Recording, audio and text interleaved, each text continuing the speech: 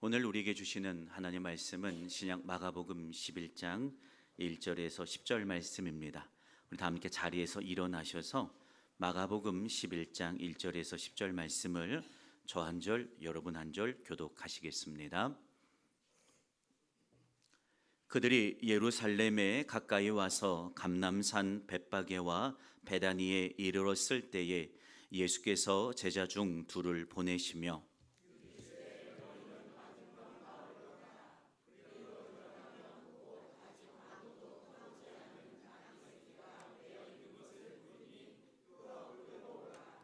만일 누가 너희에게 왜 이렇게 하느냐 묻거든 주가 쓰시겠다 하라. 그리하면 즉시 이리로 보내리라 하시니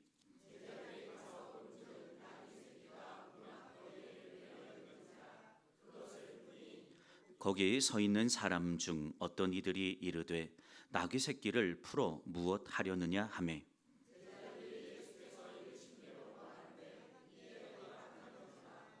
나귀 새끼를 예수께로 끌고 와서 자기들의 겉옷을 그 위에 얹어 놓음에 예수께서 타시니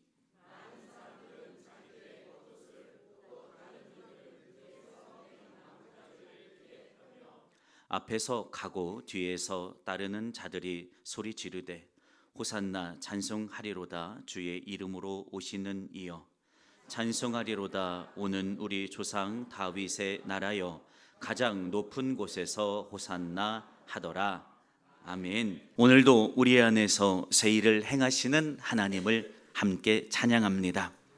성령을 통해 새로운 소망이 저와 여러분 각 심령 안에 부어지는 예배가 되기를 주님의 이름으로 축원합니다. 우리의 오늘의 예배는 하나님만 자랑할 겁니다. 오늘도 우리 안에서 행하실 하나님의 위대한 일을 함께 힘써 자랑하는 예배가 되기를 주님의 이름으로 축원합니다. 하나님의 역사는요, 이 세대 가운데 여전히 동일하게 진행되는 것을 여러분 믿으십니까? 성서가 증명하는 수많은 하나님의 기적 같은 역사가 오늘도 변함없이 그 같은 마음의 뜨거움으로 우리에게 임하고 있다는 사실을 우리가 믿기를 축원합니다. 이 세대와 수많은 영혼들을 향한 하나님의 사랑과 긍휼의 마음은요, 세대가 흘러가고 역사가 흘러가는 동안 변한 적이 없어요. 하나님은 늘 간절합니다. 사랑하는 당신의 백성들, 잃은 백성들을 향해 찾아가셔서 그들에게 당신의 능력으로 다시 일으키시고 회복하실 그 마음이 어제나 지금이나 또 내일도 변치 않습니다. 그래서 하나님은 찾고 계십니다. 나의 간절한 이 마음의 열망을 가지고 찾아가서 이 세상에 흘러가서 당신의 능력을 흘려보내 새롭게 살릴 그 통로를 찾고 계세요. 왜냐하면 하나님의 마음이 변하질 않았어요. 창조하시고 이 세상에 우리를 창조하시고 보시면서 너무 기뻐했던 그 하나님, 그 마음의 감동과 감격이 변하지를 않았어요. 여전히 사랑하셔서 여전히 찾아가시고 여전히 회복하게 하시고 여전히 부흥하게 하시기를 지금도 너무 원하세요. 근데 통로가 없어요. 누가 내 마음의 열망을 가지고 이 간절한 마음을 가지고 불일 듯한 달궈진 마음을 가지고 찾아갈 건가? 주님은 멈추지 않고 찾고 계십니다. 그런데 우리 신앙생활 하면서 이렇게 생각할 때 많죠. 내 삶도 바쁘고 내가 해야 할 일도 많죠. 지금 내가 하나님과 맺고 있는 관계 또는 헌신 이 정도 충분히 할 만큼 했다. 충분한 것이 아닌가라고 생각이 들기도 합니다. 그러나 우리는 반드시 기억해야 해요. 하나님의 능력이 나를 통해 세상에 흘러가려면 제일 먼저 적셔지고 제일 먼저 그 능력을 경험하는 것은 누구일까요? 하나님의 크신 능력이 나를 통해 세상에 흘러가요. 그러면 가장 많이 하나님의 은총으로 또 충만한 능력을 경험하는 사람은 누구죠? 나예요. 하나님의 은혜는요, 나를 적시고 나를 채우고 내게 역사하고 나를 통해 흘러가요. 근데 우리는 내가 바쁘고 내가 힘들고 내가 열심히 하고 있어요 하는 내가 더 이상 하나님께 열심히 하기가 쉽지 않아요 라는 마음을 생각하곤 해요. 근데 하나님은 자꾸 우리를 향해 가까이 오라, 그리고 나에게 온전히 삶과 시간을 드리라라고 말씀하시잖아요. 그럴 때 하나님, 내가 이미 그렇게 하고 있습니다 라고 생각하여 머뭇거릴 때가 많이 있는데, 그렇지 않아요. 나를 드리면 내가 충만해지는 거예요. 내가 하나님 앞에 나를 드리면 하나님의 능력이 내게 먼저 와요. 내게 먼저 그 역사가 충만해져요. 그리고 세상을 향해 흘러간다니까요. 내게 안 적셔지고 내게 하나님의 능력을 경험하지 않고 세상에 흘러가는 법은 없어요. 그래서 우리가 세상에서 하나님의 통로요, 또 성령의 바람으로 새 역사가 이루는 그 도구가 되는 것은 하나님이 우리를 초청하는 거예요. 내게 먼저, 영풍교회에게 먼저, 믿음의 성도들에게 먼저 내가 능력으로 나타내 보일 거고 성령으로 충만하게 역사하리라. 그러니 그 받은 것을 가지고 세상에 나아가서 오늘도 하나님을 증거하라 라고 부르시는 것을 믿기를 축원합니다. 오늘도 말씀을 통하여 우리가 하나님의 능력이 세상으로 흘러가는 새로운 통로, 복된 통로로 새롭게 부름받는 우리 모두가 되기를 주님의 이름으로 축원합니다. 오늘 본문은 예수님이 이제 마지막 사명을 감당하시기 위하여 예루살렘에 입성하시는 모습, 그 입성을 준비하는 제자들의 모습입니다. 오늘 1절에서 10절의 내용은 두 명의 제자를 맞은편 벳바게로 파송해서 주님이 타고 입성하실 그 나귀를 준비하는 이야기인데, 이것은 단순하게 예수님이 예루살렘 가시기 위해서 나귀를 수소문해서 찾아갖고 와서 예수님이 단순하게 교통수단으로서 타고 예루살렘에 입성하는 그런 단순한 측면의 차원이 아닙니다. 오늘 이 본문은 예수 그리스도를 통한 하나님의 구원 계획이 이 땅에 어떻게 이루어지는지 그 원리에 대해서 우리에게 말해주고 있어요. 오늘 이 말씀을 통하여 이 땅에 하나님의 기적 같은 역사가 부어지는 그 통로, 구원 계획 앞에 쓰임받는 우리 모두가 될 수 있기를 주님의 이름으로 축원합니다. 첫 번째, 우리는 하나님께서 이 세대의 회복을 위해 사용하시는 교회와 성도인 것을 믿기를 주님의 이름으로 축원합니다.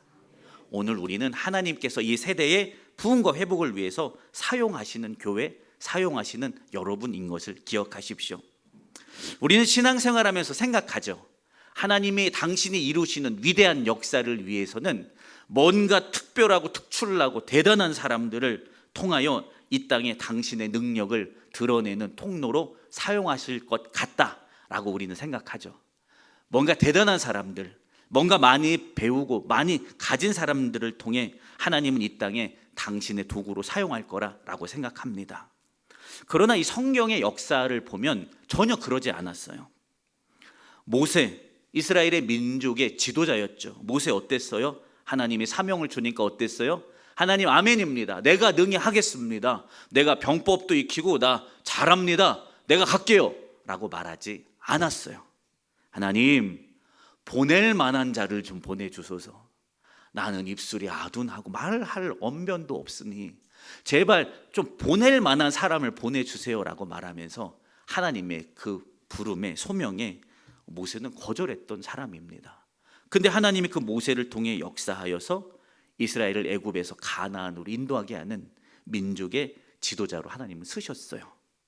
우리 잘 알고 있는 사사 기드온이요, 위대한 승리를 이루었잖아요. 근데 그 승리 앞에 그는 어떤 모습이었어요? 지속적인 반복적인 확신을 구해요. 하나님, 이슬이 이 소매만 적셔지게 하고 이제는 이 밖에만 적셔지게 하고, 이게 반복됐단 말이에요. 아니, 내가 너를 통해 이스라엘의 위대한 승리를 주겠다니까 아멘, 하나님은 능히 그렇게 하실 수 있습니다.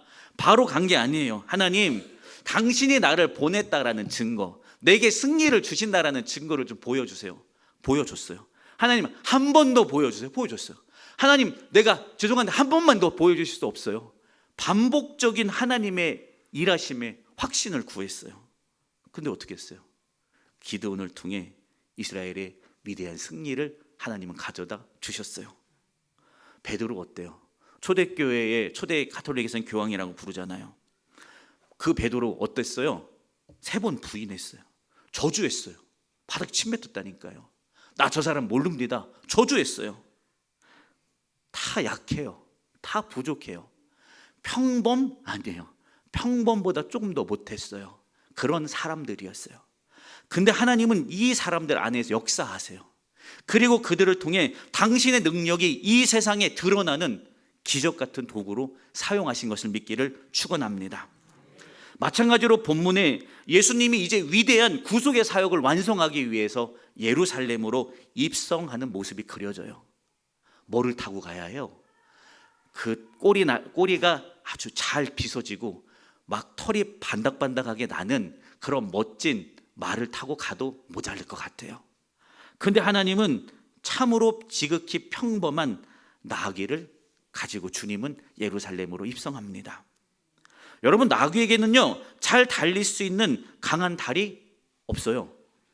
무거운 짐을 실을 수 있는 든든한 등을 가진 것도 아니에요. 지극히 평범해요. 그러나 주님은 예루살렘 입성할 때 이 나귀를 타고 입성하면서 이 위대한 왕으로서의 구원의 길을 걸어 가셨습니다. 여기에 하나님이 당신의 역사를 이끌어 가시는 원리가 있어요.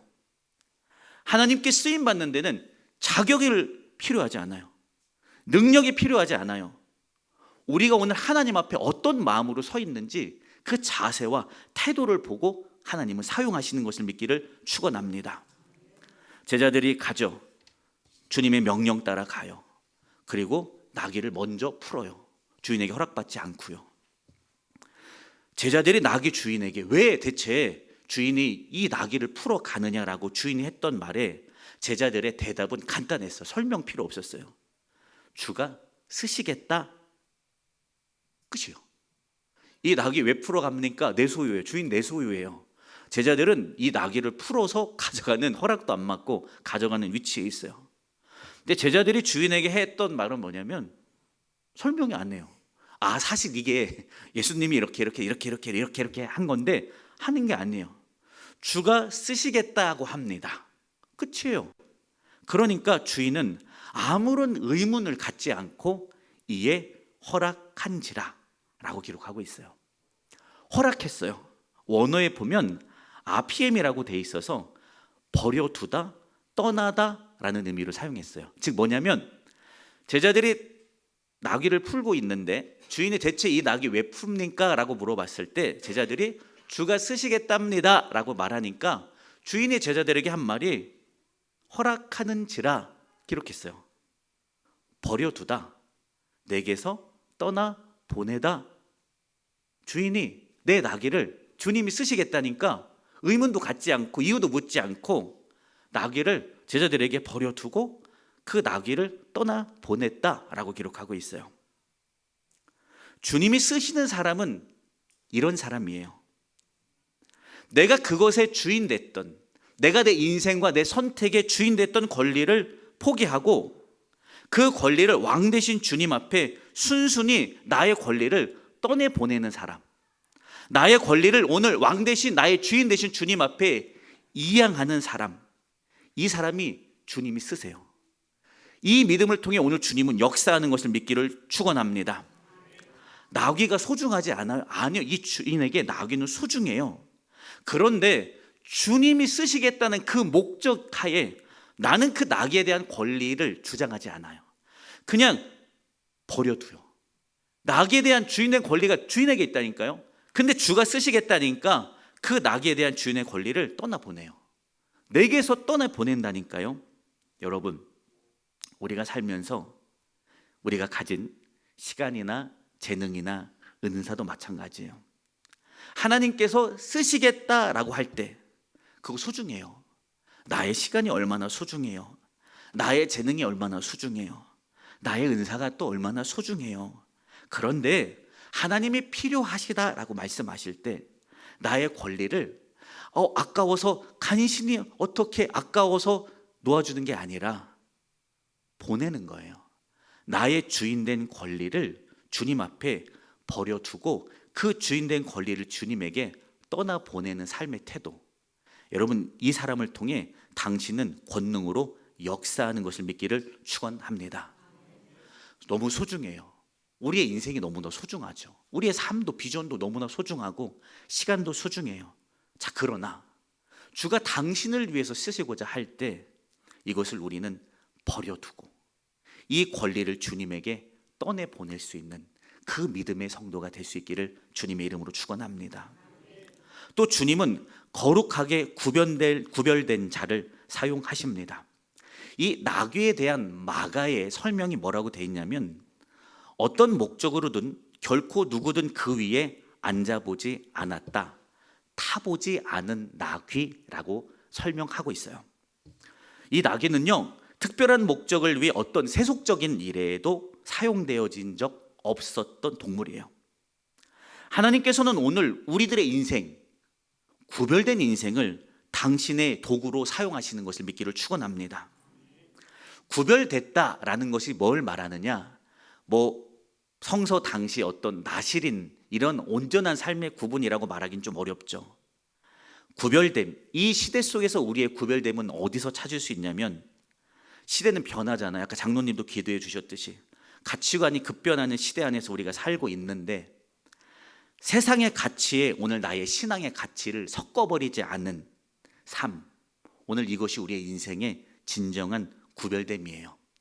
세상의 가치는 너를 위해 살으라 말하잖아요. 너의 가치가 중요하다 말하고, 너가 잘 돼야 너가 행복한 거다라고 말해요. 이 세상의 가치관에 오늘 나의 신앙의 가치관을 혼합시키지 않는 거예요. 세상 사람들 다 10명이 다 그렇게 말하더라도 하나님을 향한 나의 믿음의 고백을 내가 놓지 않는 거, 하나님께 내가 받은 믿음의 고백을, 감동을 내가 놓치지 않고, 응답을 놓치지 않고 나의 삶에서 부단히 노력하며 그 감동대로 살아가려고 애쓰는 사람, 여러분, 이것이 구별된 사람의 모습이에요. 우리는 노아의 이야기를 상당히 가볍게 치부할 때가 많이 있어요. 그가 산꼭대기에 방주를 지으라는 하나님의 명령, 그 다음에 방주의 식양을 다 알려주시잖아요. 학자들에 의하면 80년에서 120년 사이가 이 배를 산꼭대기에 건축하는 기간이었을 거다라고 말합니다. 노아는 하나님께 감동받았어요. 명령받았어요. 산꼭대기에 방주를 지어라 라고 말입니다. 그런데 내가 받은 응답은, 명령은 하나님께서 산꼭대기에 배를 지으라는 거예요. 그런데 함께 이 배를 짓는 나의 가족들 이외의 모든 사람들은 너가 제대로 응답을 받은 건 맞느냐? 미친 거 아니냐? 라는 이런 시선을 노아는요 80년간을 버텨요. 최소한. 그리고 하나님의 약속의 성취를 향해 나아가요. 그만 올라가고 싶지 않았을까요? 사람들이 한 79년 동안 나를 계속 미친 사람 취급하며 나와 내 가족들을 그렇게 치부해요. 근데 나는 확실하게 명령 받았어요. 하나님께서 산꼭대기 위에 방주를 지으라고 말씀하셨어요. 내가 사람들로부터 제대로 응답받은 거 맞냐? 너 제정신 아닌 거 아니냐? 라고 손가락질 하는 거 내가 참을 수 있어요. 근데 나의 응답 때문에 내 사랑하는 아들들, 가족들도 같이 손가락질 받는 거 부모로서 못 참아요. 희석될 만하지 않아요? 야, 아무리 하나님이라도 배를 지으는 건 바닷가에 지으라고 하시겠지, 무슨 산꼭대기에 지으라고 하시겠냐? 하나님께 내가 받은 이 가치, 이 명령이, 신앙의 정체성이 80년 동안 사람들은 계속해서 이 노아의 정체성을 계속해서 흔들었지 않았을까요? 모세는 이 시간 안에서 정체성을 지켜요. 우리에게 인생에 보면 평생이라는 시간 안에서 이 정체성을 멈추지 않고 지켜요. 그리고 끝내 산꼭대기에 이 방주를 완성해내요. 그랬더니 이 죄를 심판하시고 노아의 그 믿음, 그 의의를 통해서 하나님은 다시 이 땅에 하나님의 나라를 펼쳐나가시는 도구가 돼요. 여러분, 오늘 저와 여러분 하나님이 부르세요. 순종하는 나의 인생의 권리를 하나님께 버려두고 하나님께 떠내보내는 그 영혼을 오늘 하나님 찾으신다니까요. 그리고 나의 삶, 하나님께 내가 받은 응답, 그 감동을 오늘 세상 사람들의 그 말에서 혼합시키지 않고 내가 내 평생의 믿음으로 지켜갈 그 믿음의 신앙인을 찾으세요. 그리고 그 사람들에게 당신이 얼마나 큰 능력을 가지고 계신지, 얼마나 위대하신지 이 땅에 보여주고 증명해 나가시는 것을 믿기를 축원합니다. 우리 함께, 저와 여러분이 영풍교회가 이 세대 안에 하나님의 쓰시는 도구로 부름받았어요. 저와 여러분이 구별합시다. 나의 권리를 하나님께 버려두는 자세로 하나님 앞에 섭시다. 그래서 오늘 작은 우리를, 평범한 우리를 통해 하나님이 얼마나 위대하게 당신의 역사를 이루어 가시는지 피부로 경험하고 눈으로 보고 우리의 걸음으로 그 역사의 중심에 서는 저와 여러분 되기를 축원합니다. 두 번째입니다. 하나님은 우리와 교회를 통하여 위대한 역사를 이루는 분이심을 믿기를 주님의 이름으로 축원합니다. 사실 역사적으로 볼 때 주님이 나귀를 타고 예루살렘에 입성하신 것은 스가랴 선지자의 예언입니다. 예수님에 대한 예언의 일부예요. 9장 9절에 나오는데, 그는 공의로우시며 구원을 베풀며 겸손하여 나귀를 타시나니 나귀의 작은 것 곧 나귀 새끼니라 라고 말하고 있어요. 이 나귀 입장에서 좀 볼게요. 하나님은 작은 나귀를 통해 위대한 당신의 그 예언, 그 약속을 이루어 가십니다. 하나님은 우리의 인생을 그의 뜻과 목적을 이루는 도구로 사용하세요. 오늘 저와 여러분, 이 나귀가 그랬잖아요. 스가랴에 예언된 그 예언, 메시아가 이렇게 오고 이렇게 갈 거다라는 그 예언이 이 작은 나귀, 평범한 나귀를 통해서 그대로 성취되는 도구가, 나귀가 바로 그 도구로 사용되어졌어요. 오늘 우리도 마찬가지예요. 평범해요. 특출나지 않아요. 그러나 오늘도 하나님 앞에 순종하는 태도, 그도 믿음으로 나의 삶, 신앙을 세상 안에 희석하지 않는 그 믿음을 통해 하나님은 오늘 당신의 위대한 약속이 성령의 바람으로 이 땅의 새 역사를 이루게 하는, 영풍하겠다는 그 약속, 뜻과 목적을 이루는 도구로 평범한 저와 여러분을 사용하기를 원하시는 것을 믿기를 주님의 이름으로 축원합니다. 하나님께 쓰임 받을 때요, 기쁨과 감사가 우리를 채워요. 여러분, 나귀가 어디로 갈지도 모르게 곶비를 내어줬고 불려가서 주님을 등에 태우고 예루살렘으로 걸어가요. 여러분, 나귀가 고난당했나요? 나귀가 내 인생, 주인의 마당에 묶여있는 삶과 그가 주님에게 곶비를 내주고 갔던 그의 인생은 완전 달라요. 하나님께 쓰임받는 것은 고난의 삶이 아니에요. 내가 경험할 수 없었던 기쁨과 감사가 나의 인생에 채워지는 것을 경험하는 감격의 삶이에요. 여러분, 쓰임받기를 소망하기를 축원합니다. 전능한 하나님의 역사 안에 붙들려서 부흥과 이 땅의 회복의 도구로 나를 내어드릴 수 있다는 것 자체가 여러분 은혜예요. 우리를 통해 하나님의 말씀이 성취되고, 우리를 통해 하나님의 약속이 성취되고, 우리를 통해 이 땅이 살아나는 도구가 되는 것은 그 자체로 기쁨과 감격이에요. 여러분, 우리가 그래서 기도했으면 좋겠어요. 하나님의 위대한 역사에 사용되어지는 내가 되게 하여 주시옵소서. 우리 가정의 도구로, 우리 지역의 도구로, 우리 아파트의 구원의 도구로 하나님 나를 드리니, 이 민족의 도구요, 잃은 영혼 세대의 도구로 나를 드리니 하나님 나를 써주소서. 그렇게 고백하는 우리의 인생이 되기를 축원합니다. 마지막입니다. 쓰임받는 자는 하나님의 기쁨에 함께 참여하는 감격을 누리게 되는 것을 믿기를 축원합니다. 나귀가 예수님을 태우고 예루살렘으로 입성합니다. 많은 사람들을 호산나 외치며 예수님을 왕으로서 환영합니다.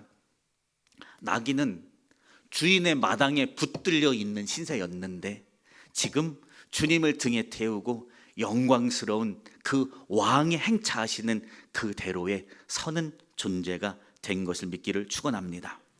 왜 그랬어요? 나귀가 내 주도권을 내어줬고 이끄심 따라 주님을 등에 업고 그분이 내 곶비를 잡고 인도하시는 대로 내가 따라갔어요.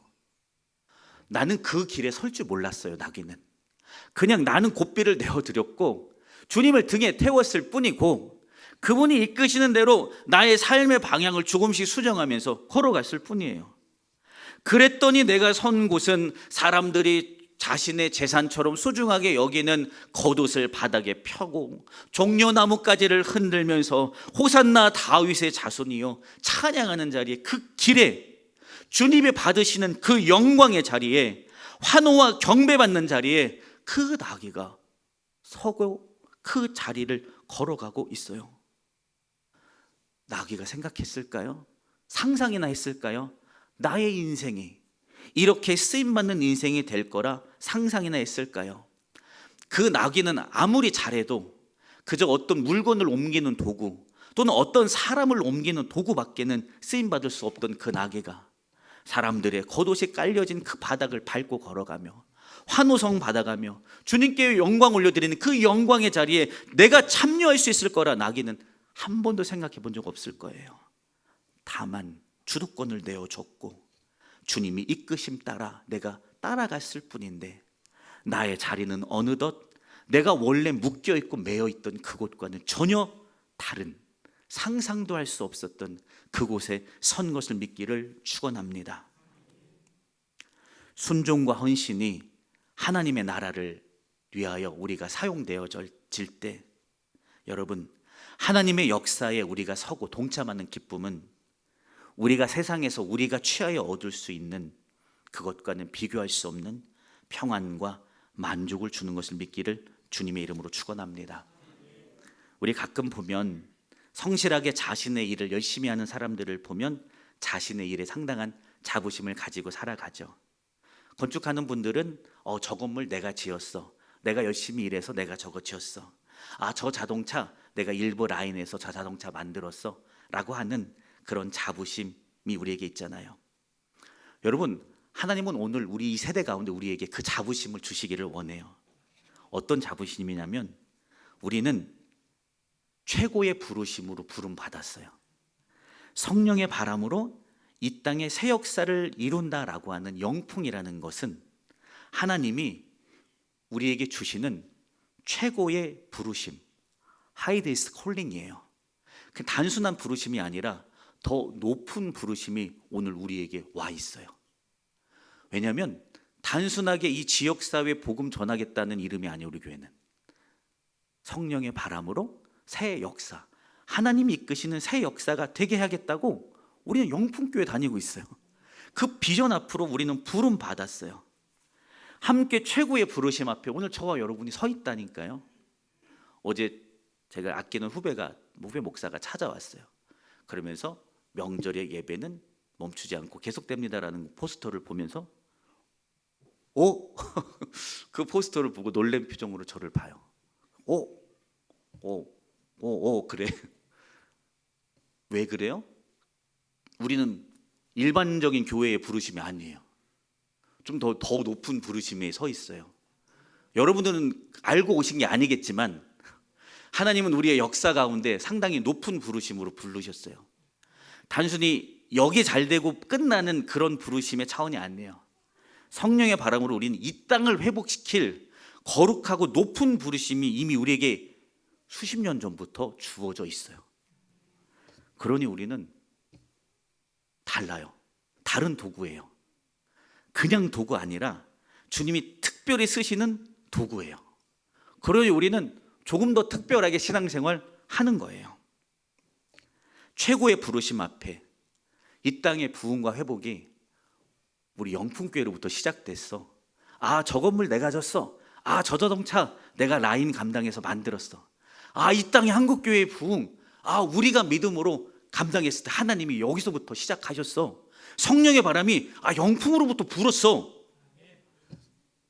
이것이 우리의 자부심이에요. 하나님은 이 높은 부르심으로 오늘 저와 여러분을 부르신 것을 믿기를 주님의 이름으로 축원합니다. 결론의 말씀을 드립니다.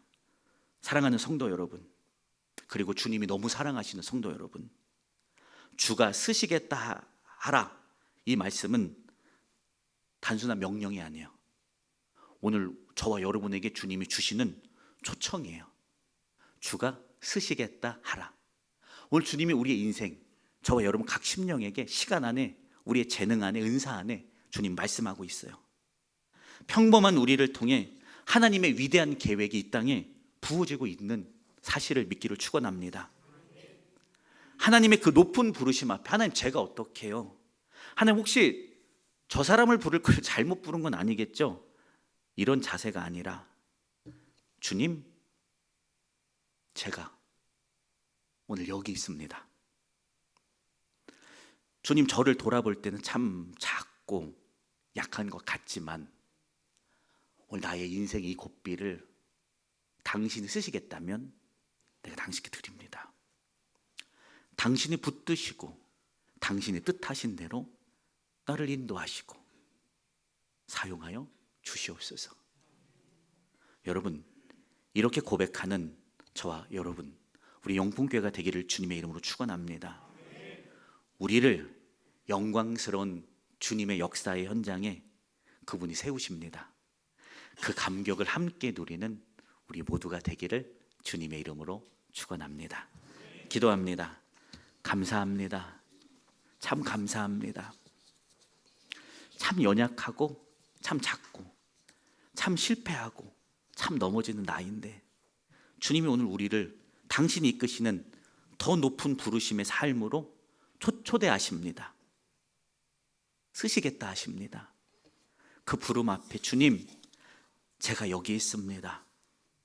참 작고 연약하지만 나의 인생의 고삐를 당신 손에 올려놓사오니 당신이 붙드시고 당신이 뜻하신 대로 저를 사용하여 주시옵소서.